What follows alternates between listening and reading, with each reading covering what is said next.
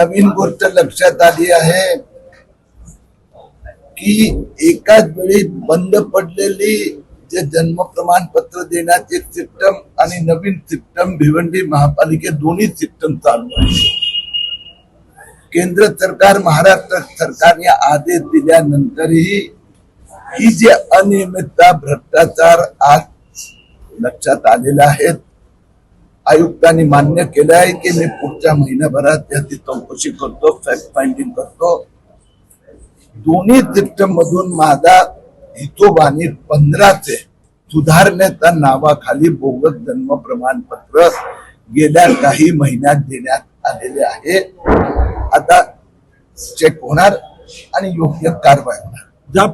दुसरी गोष्ट, एक भिवंडीत आणखीन एक विचित्र घोटाळा लक्षात आला की 400 बोगस मृत्यू प्रमाणपत्र देण्यात आले. आज आम्हाला सांगण्यात आलं हे सगळे बोगस मृत्यू प्रमाणपत्र रद्द करण्याचे आदेश देण्यात आले आहेत. ज्या पद्धतीने आपण एवढ्या वर्षापासून हा जो लढा लावून धरलेला आहे जन्म मृत्यू प्रमाणपत्रासंदर्भात, पण अजूनही त्याच्यावरती ठोस असं काही निर्णय शासन स्तरावरून काही होताना दिसत नाही की नक्की आजही प्रशासनाकडून त्या चुका का होतात. पण एक मला तुमचा उपयोग करून घ्यायचा आहे, कारण की गेल्या 10 महिन्यात महाराष्ट्रात 3 लाख बोगस जन्म प्रमाणपत्र रद्द झाले. आता तुमच्या द्वारा तर जनतेकडे जाणार. 55हून अधिक ठिकाणी गुन्हे FIR दाखल झाले. 42 शहरात 10,000 लोकांना आरोपी बनवण्यात आले. आता जे मी आज जो सांगितलंय तो नवीन घोटाळा समोर आलेला आहे. आणि मृत्यू प्रमाणपत्र घोटाळा ही तर हळूहळू पारदर्शकता येत आहे. आतापर्यंत 100 अधिकाऱ्यांवर पण कारवाई झालेली आहे.